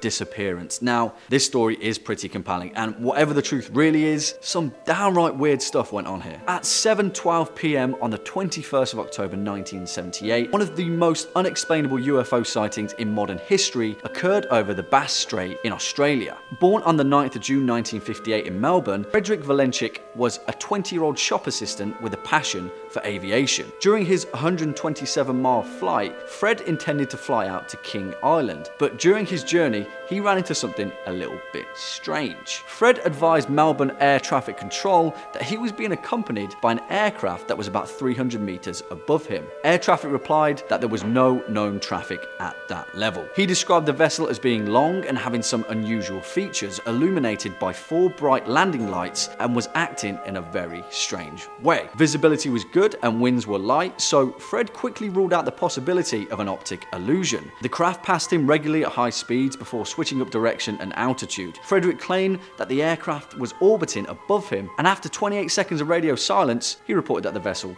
had just vanished. But moments later, after telling air traffic he was proceeding to King Island, Frederick notified the operator that the aircraft was back. And in his words, it's hovering and it's not an aircraft. This was followed by 17 seconds of a strange, unidentified noise, described as being metallic, scraping sounds. Then all contact was lost. Frederick Valentich's body was never found. and neither was his aircraft. Bringing it in at number 2, we have the Aurora, Texas crash. You're not going to believe this one, but seriously, I'm pretty sure this is legit aliens. In 1897, that's right, 1897, 6 years before the Wright brothers' first flight, numerous sightings of a strange cigar-shaped airship were reported all across the United States. And the small town of Aurora, Texas would quickly become one of the most infamous UFO hotbeds in the world. On April 17th, locals ran out of their houses to the sight of a mysterious object in the sky, and they soon realized that it was about to crash. Slowing down to a speed of 10 or 12 miles, the aircraft gradually settled itself toward the ground, sailing directly over the busy public square and crashing into a windmill in the northern part of the town, which was owned by the town's lawmaker, Judge Proctor. The residents soon rushed over to the crash site, where they found strange burning machinery and the pilot who had not survived the crash. Locals reported that the pilot was not of this world, and in newspaper reports they referred to it as a Martian in 1897. There were also a stack of papers found on the body, written in an unknown form of hieroglyphics which couldn't be deciphered. Strangely enough, the townsfolk buried the pilot in the nearby Aurora cemetery. Yeah, let's stop there. The body is allegedly still somewhere in the local cemetery, buried in an unmarked grave. The cemetery even contains a historical commission marker that mentions the incident. There you have it. There's an alien buried somewhere in Aurora, Texas. And finally, at our number 1 top spot, we have the Roswell incident. No alien list would be complete without the most infamous and near enough credible UFO landing in history. In July 1947, a strange airborne object crashed on a ranch in Roswell, New Mexico. The big kicker to this story, though, is how the US military reacted to the events that would later unfold. On July 8th, an Air Force public information officer named Walter issued a press release stating that officials had recovered a flying disc from the Roswell crash site. Later that day, the Air Force changed their story, claiming that the flying disc was actually in fact a weather balloon. Seems a little bit fishy, right? The incident faded into obscurity for over 30 years, but in 1978, dozens of officials poured forward claiming that the whole Roswell incident was a complete cover-up, and that as many as 11 alleged crash sites had been part of a large-scale military operation to contain the truth. In 1989, a former mortician named Glenn Dennis put forward a detailed personal account where he claimed that he'd witnessed multiple alien autopsies carried out at the Roswell base. What this gave birth to was an astronomical rise in UFO popularity, with thousands of people pouring in across the globe with similar stories and experiences. What do you guys think? Have you ever experienced an unexplainable alien incident? Do you believe that we're not alone in the universe? Number 5, above Las Vegas. Our first clip coming up today comes to us from Las Vegas, Sin City, and possibly a place of close encounters. Now, I wouldn't outright ignore a UFO sighting just because it came from Las Vegas, but it's definitely worth remembering that anyone recording this clip probably was having a lot of fun and, you know, doing some things, and probably just lost a down payment on their house, so take it all with a grain of salt as you would any other UFO clip. Like most UFO clips, it's pretty difficult to make out what's happening exactly, but up in the sky we can see something moving through the cloud that sure doesn't look like a bird, a plane, or Superman. We can see a red ring looking down ominously on the streets below like the Eye of Sauron. From what we can make out, the shape looks to be gigantic. You know, impossible to really ascertain from a street level, but yeah, it's big. It is definitely big. Now, I love the feel of this clip, like the aliens flying overhead feels very cinematic to me, but the skeptic in me has to acknowledge with how many bizarre lights must be going off at any given time down on the strip, it's not impossible that this clip is just a trick of the light, but I can't deny that the clip does look good. Would I bet on this being an alien? I'm not sure, but since it is in Vegas, I'm certain I could find someone who would bet on it. Trouble, of course, though, is I feel like even if an alien was spotted, like walking around Las Vegas in broad daylight, no one would ever be allowed to talk about it since, you know, what happens in Vegas stays in Vegas. It even extends to UFO sightings. Now, if you missed the first 2 parts of our recent UFO sighting vids, you have got to go catch up. And if that still isn't enough for you, we have got alien videos all over the channel.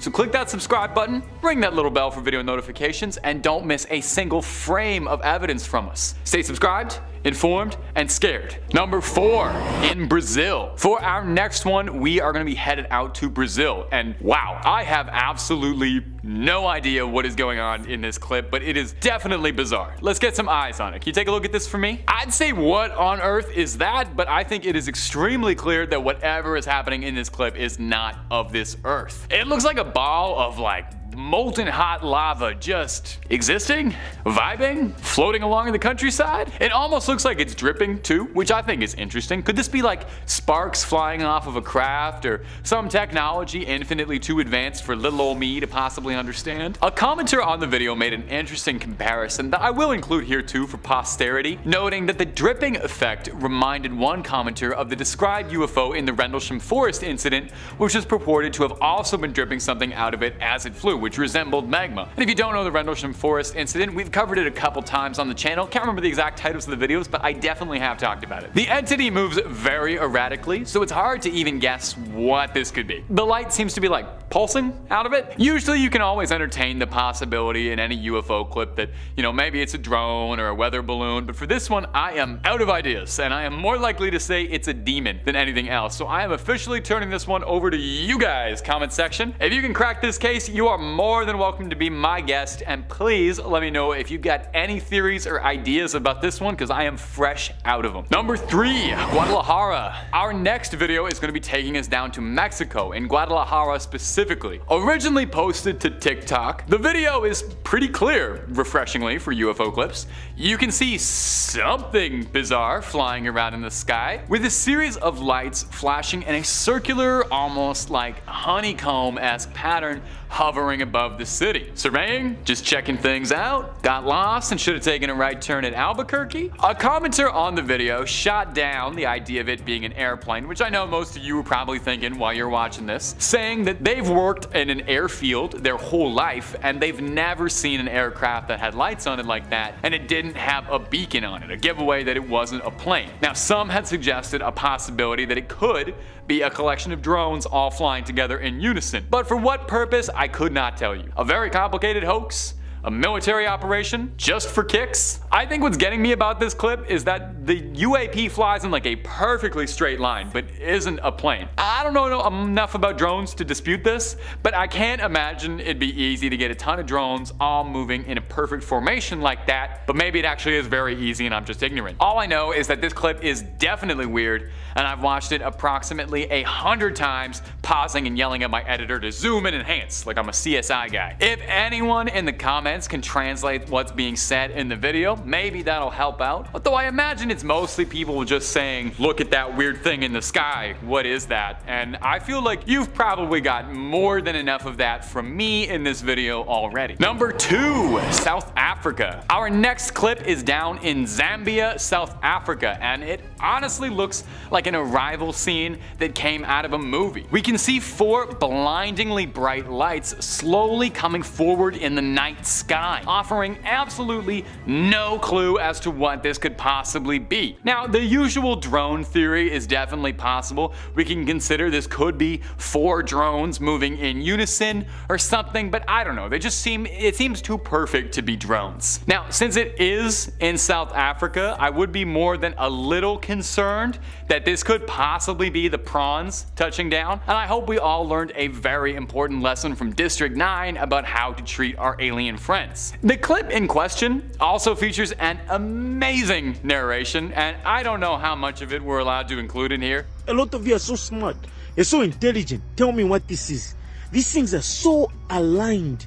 How does this happen? But you can hear the camera guy just absolutely going off in like the funniest rant about how no one can explain what he's seeing, and if you'd like to come down and explain it for him, he includes his like GPS coordinates and everything. It is so funny, definitely worth looking up later. Now, some skeptics in the comment section have pointed out that this could very well be as easily explainable as lights from a crane or a lamppost on a football field or something, and yeah, it definitely does seem possible, but I'd like to see the same location in the daytime, you know, see what's happening there. But it could also be something completely mysterious touching down and coming forward, and if you're so smart, you explain it to him. That's what he says in the thing. It It's so funny. And number 1, Tom DeLonge sighting. Now I'm including this next one for a couple reasons. First and foremost, it's a very impressive clip of a UFO flying around, and when you watch it in a second, you'll understand where I'm coming from. But secondly, because it was shared by Tom DeLonge, and I just love the fact that after selling out who knows how many Warped tours, the Blink-182 frontman spends his days looking for all the small things in the sky. That's a little Blink-182 joke for you. In his Instagram post, Tom writes that this clip changed the world. I'll let you decide for yourself. Now, for what it's worth, this clip really is something. DeLonge included several alterations to the little clip. You know, we got some thermals, enhancements, stabilization, and yet none of it really helps too much at being able to figure out just what exactly this is, if not a flying saucer. We can see this thing zipping around in the sky, and then it seemingly activates like warp speed because it just vanishes in the sky, going back to the mothership, I guess. Now, if you're looking at this and you think maybe it looks a little bit too good and you're like CGI radar is starting to go off, you are not entirely alone, because some commenters on this clip said that it looks too good and were suspicious. Doubly so because, well, Tom DeLonge has spoken rather openly about his hopes to eventually turn his To the Stars research group into a multimedia empire, including movies and television and all sorts of stories to broadcast the truth. So it wouldn't be completely inconceivable that perhaps this could be faked. Although if you really did see a UFO, wouldn't it look fake to your eyes, you know? It would look like something literally out of this world, and your brain would probably be scrambling a bit trying to make any sense of it whatsoever. One has to wonder, do you think there's ever been any like totally genuine UFO footage that has been dismissed and labeled as fake CGI because it just looks too perfect? Like, imagine we finally find aliens and we just dismiss them. Number 5, the boys' school sighting. Our first story comes to us from a teacher at a boys' school in India who took some of his young students stargazing one fateful night when they saw something unexpected flying through the sky. As he put it, "My name is Kanan. I'm a teacher at a boys' school in the village of Mayapura, West Bengal. Last week, I saw something that was what you would call a UFO. It was about 8 p.m. I was sitting outside under the stars with some of the boys. I looked up and saw this very bright blue light overhead. It started from there and it was moving very fast. Then, when it came directly overhead, it seemed to slow down and then stop. It had a tail at the back that started small and became bigger, and very clearly there was a solid object in front of that. It was not at all like a star or a satellite, and it was not very high. I was already staring at it when one boy said, 'What is that, Pradhu?' And then the other boy said, 'What is that? What is that?' We all got up and were looking at it. There were 6 of us. 5 boys and me. My wife was in the kitchen cooking something, and she came out too because we were all shouting. So it was at maybe 1.5 palm trees height from the roof of our hut, which is not very high. It was less than 5 stories above us. We saw it very clearly. Most of them were concentrating on the light. I looked in the front and saw that it was a clear object. It was not a star, and it was not far away. It was right there. And it was also, like,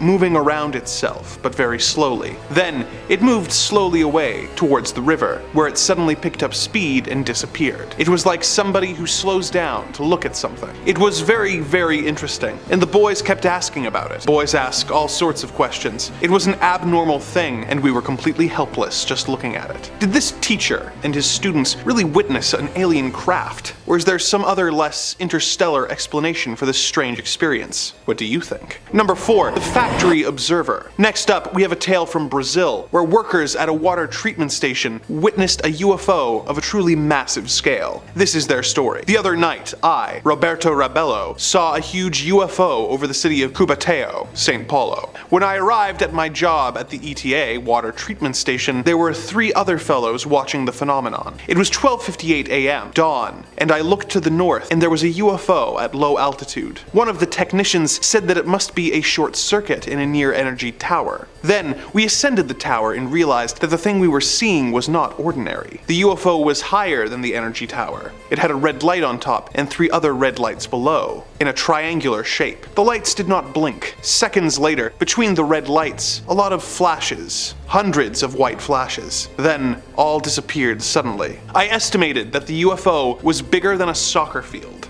Then, suddenly, once again, the UFO appeared, just like the first time. But this time, when the flashing lights had turned off, from the UFO, another object, like a yellow ball, came out, which flew in the direction of the COSIPA, a food factory. But the big UFO itself was no longer visible. Again, suddenly for the third time, the UFO appeared, and this time we were able to see a shadow behind it, something triangular. Finally, the UFO moved away in the east direction, passing over the factory. The sighting lasted 20 minutes and was seen by 4 of us technicians. Why are UFOs hovering over our water treatment plants and food factories? Is this part of their studies on our species, or are they seeking out our weak points in preparation for a sinister invasion plot? Let us hope we never have to find out. Number 3. UFO Stalker. Our next story is from Germany and tells the tale of a man and a woman who were out for a drive when they looked to the sky and saw a strange craft that seemed to take strange interest in them. As the husband told it, it was dark and cloudy, no moon, no stars. When we were driving by car through the village named Fredelschla, when my wife glanced at the sky out of the side window, she saw something dark suddenly covering the sky over our car. I drove the car and watched the road, so I saw nothing at this time. 1 minute later, a big rotating object flew down the hill over the meadow and crossed the road just over our car. We only saw the lights, which were in 2 concentric circles, about 10 in the outer, 7 in the inner. The diameter was about 50 meters. There were no colored lights. All lights were white and as bright as the headlights of a car. The rotation speed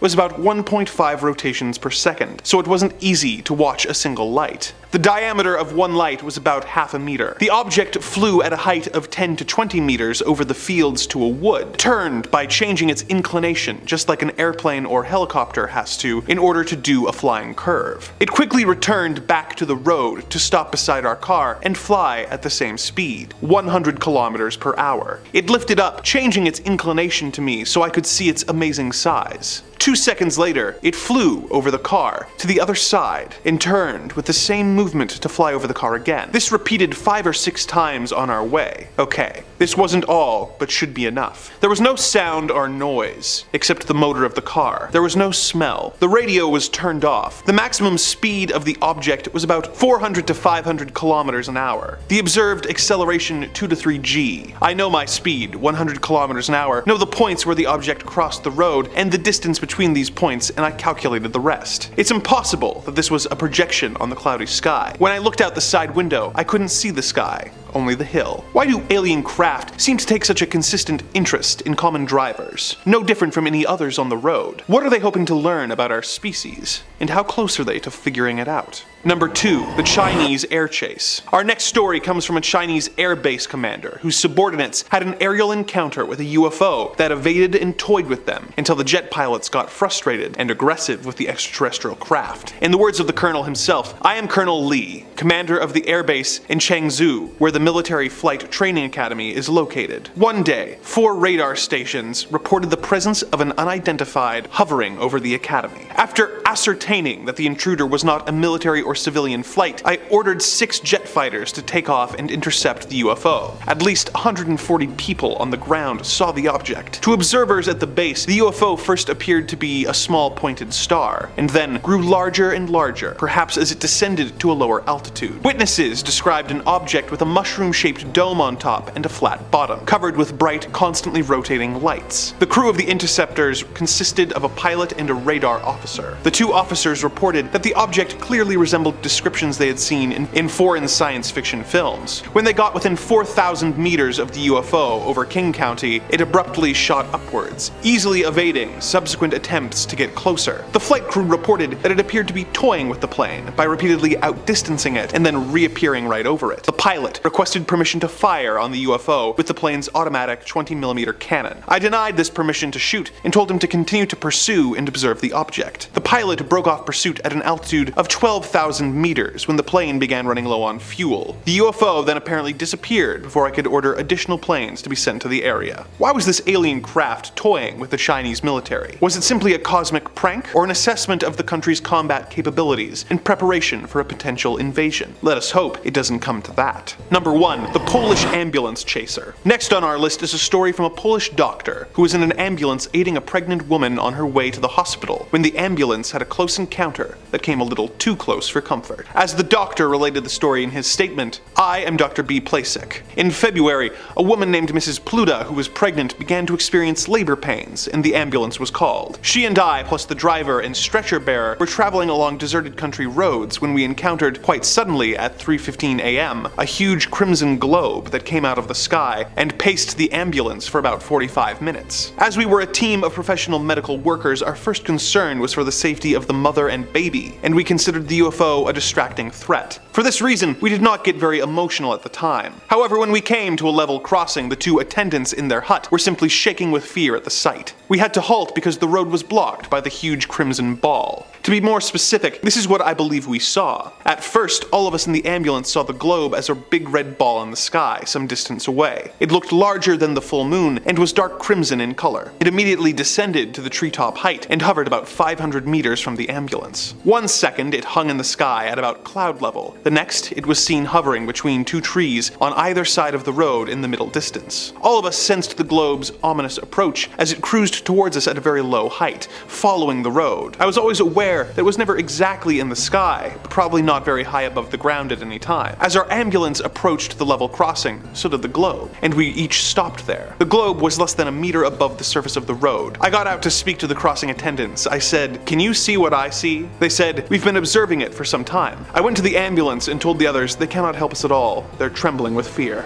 At that point, Mrs. Pluta's labor contractions became more frequent, and we felt it was urgent to get to the hospital immediately. Since our path was blocked, I decided to call the police. I reported that there was an obstacle in the way and asked them to come immediately. What kind of obstacle, they asked. "A UFO, I replied. It was now 4:10 a.m., and all we could do was stay there and stare at the UFO. We had plenty of time to observe it in detail. Its surface displayed curved bands and stripes with a multitude of black lines traversing up and down in irregular patterns. These clear-cut markings reminded me of veins inside the human body. The ambulance driver said they looked to him like a huge net. As we watched, parts of the surface changed color. There appeared to be orange-yellow patches on the deep crimson background. Then, the globe dropped to only about 10 centimeters above the road, constantly changing colors, pulsating, but always with dull, muted tones. Suddenly, it gave off a strong white light that was so bright it reflected on the surface of the road. Out of sheer exasperation, our driver flashed his headlights at it twice. Immediately, inexplicably, it simply vanished. It was 4:15 a.m. At 6:10 a.m., Mrs. Pluta gave birth to a daughter in the hospital. A careful examination of the whole area in daylight revealed nothing. Why was this strange glowing orb showing such an interest in the ambulance? Was it simply the bright flashing lights on the ambulance roof that caught its attention? Or were they aware of the pregnant woman inside and wanted to learn more about how humans are born? We will never know for sure. Another one of our journeys into the unknown has come to a close. The evil forces that run this dark dimension have asked that I remind you to like, comment, and subscribe, lest they be forced to abduct you and take you to a terrifying void space where you will have nothing but looped spooky music to keep you company, and you will be forced to churn out content at an alarming rate, making videos about the macabre and the disturbing. You're on Top 5 Scary Videos. Number 5. Alien Gate Crashers. Our first story comes from a man in Zimbabwe who was asleep one night when he woke up to see an alien craft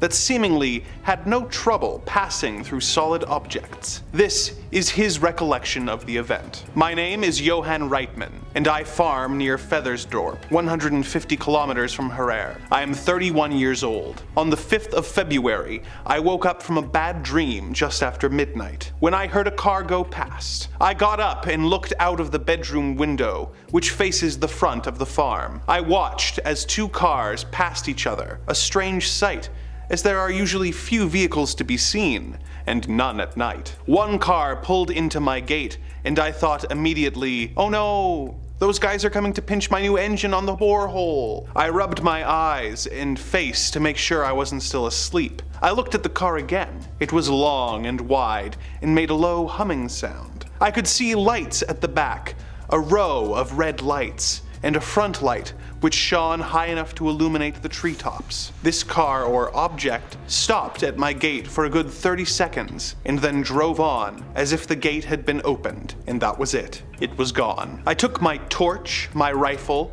4 farm workers, and my dogs, and we went out to the gate. Despite the fact that it had just rained, there were no tire tracks or human tracks on the road. As we approached the gate, I could feel heat coming up from the surface of the road, a really oppressive heat radiating from the ground. Even my ears felt flushed with heat, and my workers and I were soaked with perspiration. It was about 12:30 by then, so when we found nothing further, we all went back home. It was only the following morning that it occurred to me that when we reached the gate, it was closed. This meant that the car had disappeared through a closed gate because they had been watching it when it disappeared, and the gate hadn't moved. The next day, I sent one of the farm workers to fetch some sheep who were lost in the bush, and on his way back, he said he saw an object straddling the road. By the time he reached the spot, it was gone, but strangely enough, the sheep would not walk over to the area where the object had been. Instead, they divided around it. Number 4, a UFO crash in Greece. Our next report comes from Georg and Pantelos, who interviewed the witnesses of a UFO crash in Megas Platanos in Greece. The following is quoted directly from his report. At 0300 hours that night, shepherds and some villagers observed a small group of 5 to 6 UFOs approaching the area from the north. One of them had an unstable flight and seemed to be having a problem. Strange lights came out of the UFO's fuselage, but without any noise. As an eyewitness, shepherd Trantos Karatranos told me suddenly the treble UFO lost altitude and crashed to the ground at a distance of about 500 meters away from him. He didn't hear any noise, but a fire started burning the bushes. Trantos was very afraid to get closer and stayed in his position watching the phenomenon. The rest of the UFOs in this group stopped over the accident spot, and 2 of them landed near the destroyed UFO. In a few minutes, the fire in the bushes was terminated. For the rest of the night till dawn, there was an unusual traffic from the ground to the flying UFOs. Light spots went up and down, probably collecting the pieces of the destroyed UFO and any bodies of the crew. They finished the collection before sunrise, and after that, the rest of the UFOs took off and were lost in the sky. Meanwhile, all the villagers had been awakened and had seen the whole operation. Early in the morning, the villagers went out to the spot where all of this had occurred, and they saw on the ground a burned oval shape in the ground, with a cut pine tree in the center, and very small metallic pieces, and pieces of wires around the tree. Some of the people, like Aragus Alavantes, collected a number of these pieces. One strange thing was that at the edges of the burned oval, the fire stopped, like it had been cut by a knife. Some hours later, a team of Hellenic Air Force personnel came into the area and told the villagers that this was nothing serious. Maybe a Soviet satellite crashed or a plane. They took some pieces of the UFO too and left the area. Argyris sent a piece of the UFO to the Space Research Institute in Brussels. That's the story. If you think that we need more information, we can get more, because I have a very good relationship with the people in the village of Megas Plantos. You see, they don't like to talk a lot about this story, because they are afraid that someone will think they are crazy or something. Number 3, an unexpected police sighting. The next story on our list was related by a Lithuanian police chief, whose officers witnessed strange UFO activity that resulted in him having to make the press rounds to reassure the people of his country. As he put it, "I am chief of police in Vilnius, Lithuania. Recently, I had to appear on the radio to explain that 2 policemen who had reported seeing something extraordinary were known to me to be reliable witnesses and were of sound and honest mind. There has been considerable public anxiety about this matter, arising from what I consider to be media hysteria about their official report. Earlier this year, the entire police force was put on alert. The 2 officers stated that they had observed a round, shining object on the main route at around midnight, 10 kilometers from the capital city, near the village of Nemegis. The object was flashing bright light and hovered 20 to 30 meters above the ground. At the same time, you could hear a strange sound, like electricity crackling, they said. The 2 men approached the UFO after watching it for almost half an hour. When they were some 50 meters from it, the object started to move upwards and away from them into the air, then accelerated towards the town. At that point, an alert was put out, and van loads of Rapid Reaction Force police and tracker dogs arrived on the scene, but the UFO had disappeared. We conducted official tests on the area's ground composition, measuring the air's radiation, and took sound recordings. The grass in the area for 10 meters around where the UFO was reported to have been sighted was visibly flattened. Number 2, a Swedish abduction. Our next tale is from a Swedish man who was walking home one night when he suddenly saw a strange light that seemed to instantly transport him to his destination. The following is his story in his own words. Call me Anders. In early March, I left a local election celebration and decided to walk home, about 5 kilometers away. I had a few glasses but was still sober. It was a starry, moonlit night, and I decided to take a shortcut that led over a hill. As I was climbing, a bright light came from behind, which I thought was a fast car. I moved off the road onto the grass verge, and then I realized it was not a car. The light passed right over me, almost touching my head very quick. Then, I found myself immediately outside my home in Lindholmen, ringing the doorbell frantically. When my wife opened the door, she saw that I had a wound in my forehead and my cheek was burnt. The next day, I telephoned the National Defense and was interviewed in detail by 2 investigators. They told me there were other witnesses. A woman cyclist reported seeing a light at the same time I did, and a couple driving nearby saw what they thought was a new water tower with extremely bright lights shining out of its windows. Later, they realized there was no water tower at that spot. I still have a scar on my face to this day. Whenever I touch it, I feel a tingling sensation, and I experience a wonderful feeling of oneness,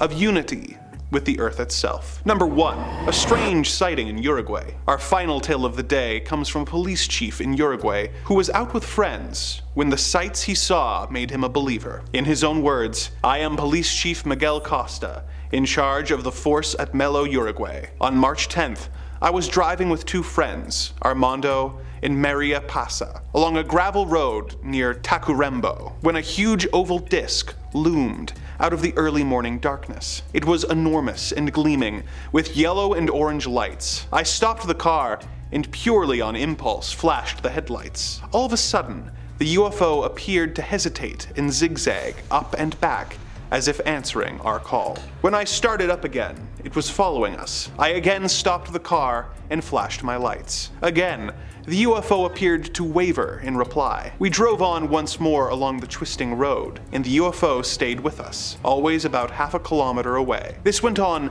for almost 50 kilometers. That's when the strangest thing of all occurred. We were all glued to the windows, watching as the disc suddenly shot towards the ground as if it was going to crash. It stopped 50 to 100 meters from the Earth, and we could clearly see its round, dome-like shape with a large flat plate underneath. There was a slight ring of cloud around the dome. The top was reddish, but the bottom was a brilliant glowing white. Inexplicably, the new position of the UFO made us all uneasy, so we turned around and headed back to Tacuarembó, the nearest town. The blazing lights of the UFO remained at a constant distance behind us. I pulled in under some trees, hoping to evade it. We then observed a second disc traveling some distance behind the first. They never touched, but they seemed to be traveling together. They seemed to maneuver up and down until clouds started to form. Then they passed over the top of the clouds and lit them up like a halo. Then they faded, getting smaller and smaller until they disappeared at dawn. They had been with us for 90 minutes.